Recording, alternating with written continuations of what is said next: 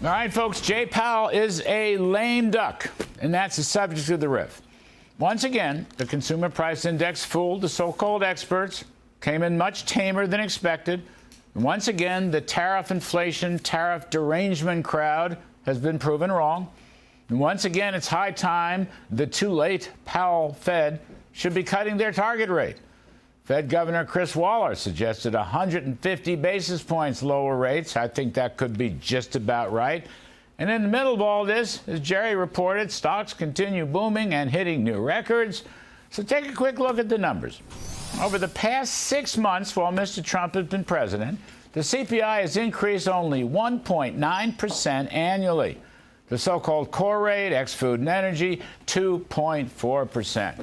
Probably the most important data is that there's virtually no goods inflation, which is the most tariff-sensitive part of the index. So get this. Over the past 3 and 12 months, goods have only increased 0.7% at an annual rate, less than 1%. So all this sets the stage for significant Fed rate cuts. They should have done it in May, should have done it in June, should have done July. They could still do it in August, but they won't, except for Jay Powell's stubbornness.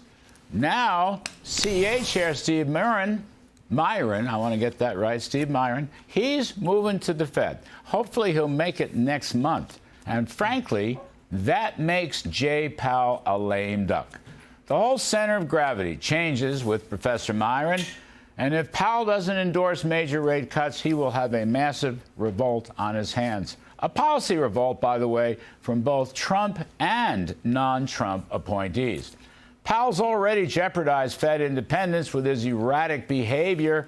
He missed inflation, then rapid-fire rate hikes, and all kinds of politically correct debanking and DEI and ESG climate nonsense, then politicizing the Kamala Harris pre-election rate cut, now politicizing high rates under Trump. You know, Mohammed El-Arian on the show has been right. Powell should resign in order to preserve Fed independence. But I digress. The key point is inflation remains low.